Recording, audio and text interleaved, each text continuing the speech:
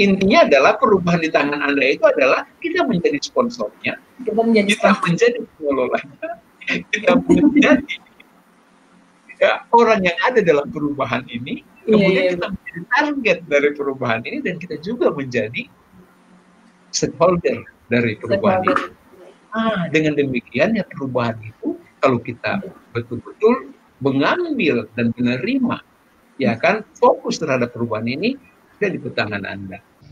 Bapak Ibu dan para healthies yang saya hormati, bertemu lagi dengan saya Donita Hapari dalam acara Hospital Business Program. Program yang membahas secara lengkap tentang bagaimana cara mempertahankan dan meningkatkan bed occupancy rate atau yang kita kenal dengan BOR rumah sakit di masa-masa seperti saat ini. Namun sebelum saya melanjutkan pembicaraan dalam video ini, jangan lupa untuk subscribe, like, komen, dan share video ini.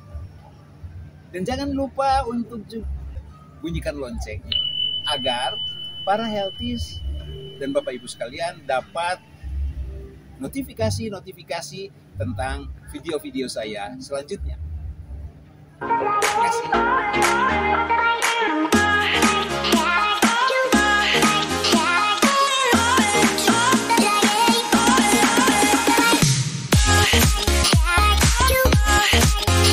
Jadi Coach, dalam beradaptasi dengan kebiasaan baru ini, Coach, tantangan atau perubahan apa yang paling terasa pengaruhnya saat ini, Coach?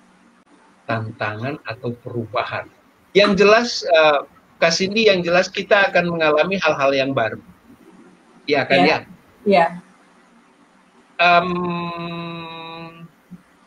Konteksnya rumah sakit dan klinik ya Kak Cindy, supaya kita fokus ke situ. Jangan cerita jauh keluar dari itu. Contohnya begini, kebiasaan lama itu betul-betul yang sifatnya nyaman, itu sudah beralih, Kasih. Sudah beralih, dan kita masuk ke kebiasaan baru. Contoh begini, rumah sakit dan klinik swasta kita bandingkan dengan rumah sakit dan klinik pemerintah. Pertanyaannya, emang pemerintah punya klinik? Ada, Kasih. Ada, namanya puskesmas. Oke, ya Coach. Puskesmas itu kan klinik pemerintah. Konteks klinik itu kan dia hanya buka dari pagi sampai sore saja, kan gitu. Sementara kalau rumah sakit kan 24 jam pelayanannya.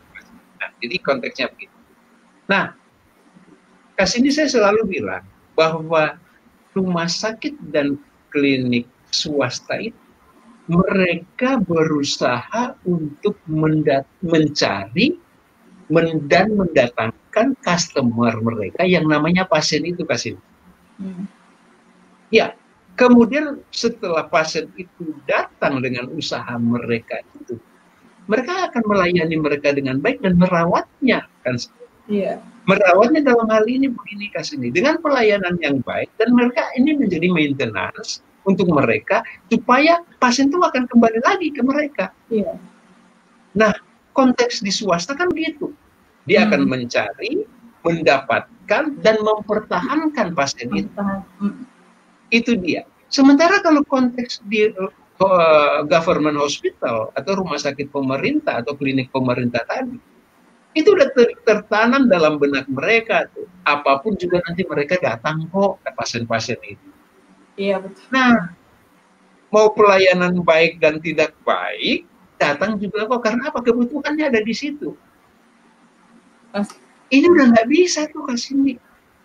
Nggak bisa. Karena apa? Dampaknya rumah sakit pemerintah pun begitu.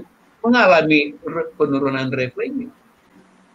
Malah ada yang bertanya ke sana, kita mau memulainya dari mana untuk saat ini?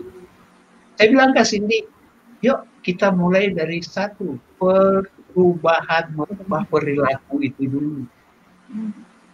Iya, merubah perilaku itu. Kita rubah perilaku kita menjadi perilaku yang melayani.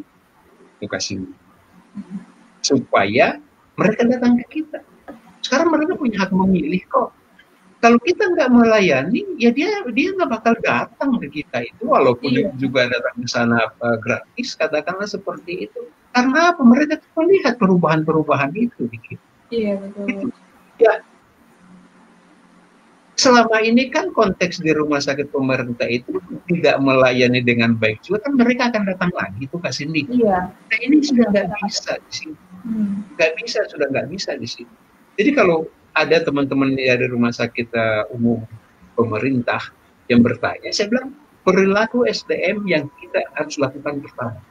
Sebagus, secanggih apapun sistem yang kita lakukan atau buat di sana, tapi kalau SDM-nya berperilaku masih yang sama, sistem itu tak akan terpakai.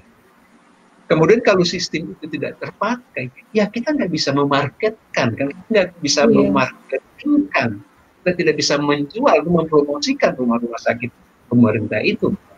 Tapi kalau pertama pelayanannya dalam bentuk SDM-nya sudah tangguh, perubahan perilaku tadi sudah bagus ya Kak Cindy, kemudian yang kedua sistem yang kita lakukan juga baik, lalu prosesnya berjalan dengan benar, revenue pasti masuk itu.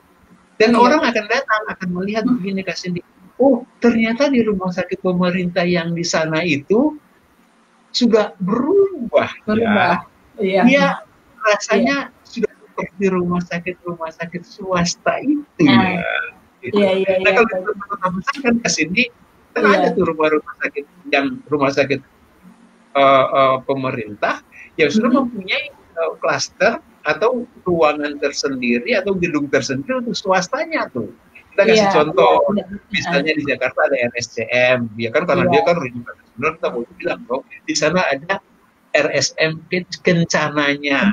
Itu ya Pak. Nah, itu kan di mindset masyarakat itu adalah kan untuk pasien umumnya kan. Iya. Nah, kita mesti lakukan itu. Gitu. Nah, ini juga menjadi bukan kontroversi, pertanyaan di mereka, gimana kita mau misahkan?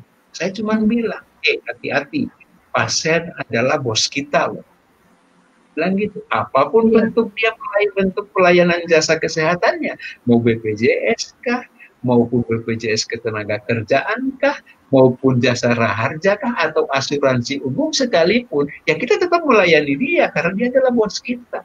Iya betul Coach. Harus sama pelayanannya Coach ya. Sama kasih pelayanannya. Jangan mentang-mentang pasien BPJS pelayanannya nggak bisa. Itu saya nggak setuju di situ.